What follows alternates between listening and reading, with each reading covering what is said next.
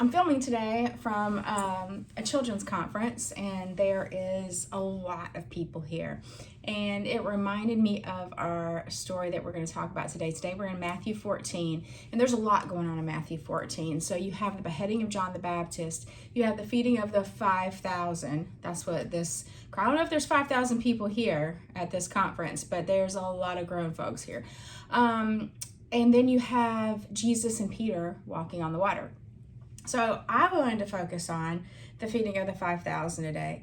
And as the disciples are walking with Jesus, they are learning so much from him, and they are learning lessons and what it means to follow Jesus every day. And I wanted to talk about a couple of those today. So Jesus has learned about what had happened to John the Baptist, and he wants to get away and he wants to be alone by himself.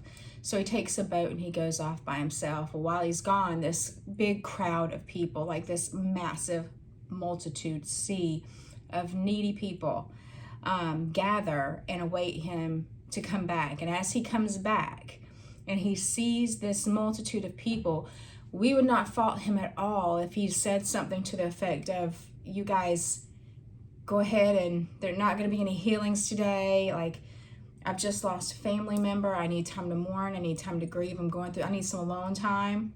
Like, we wouldn't fault him for saying that, but that's not what he chose to do here. And here's one lesson that disciples have learned by following him, is they are learning compassion. Because the Bible says, as he looks out over this massive multitude of people, that he is moved with compassion for them, that he feels deep concern for them. And he goes and he heals everybody that needs healing. This is over 5,000 people. Imagine the time and the energy that it takes to minister to that many people. And that's what he chose to do.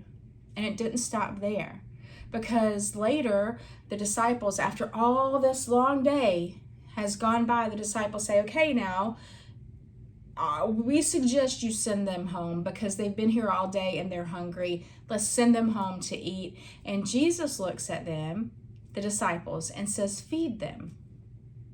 And the disciples are like, we can't. And I don't know about you, but I know about me. And I know that there are times when Jesus has asked me to do things, and my first response is just as these disciples was to look in myself, look at my ability, at my resources, and respond with, I can't. Because right here, Jesus is asking them to do something that's physically impossible for them to do. Sometimes he asks me things that I think is physically impossible for me to do. Why does he ask us to do things that seem impossible? I think this is the second lesson that the disciples can learn from him, is to look to Jesus as their source, to look to Jesus to meet their needs. Because when you look anywhere else outside of him, you're going to fall short. It's not going to be enough. We are not enough. People around us are not enough. He is our source. Later on in the Gospels, he says, I am the bread of life, meaning I don't just meet your needs, I am what you need. I don't just provide bread, I am the bread. I am the one who sustains you. I am the one who fulfills you. Outside of me, you're going to fall short. You're not going to be satisfied. You're not going to be fulfilled. He needs to look to me to meet your needs. So not only were the disciples' needs being met here, but God was meeting others' needs through the disciples. And if you notice, Jesus didn't serve the people, right? He blessed the bread. He broke the bread. And the disciples served the people. So let's allow our faith to grow today by looking around, having compassion on those around us, and by looking to Jesus to meet our needs, but not only our needs, by allowing him to use us to meet other needs around us. Hey, thank you for joining us today. We'll see you tomorrow morning. Bye.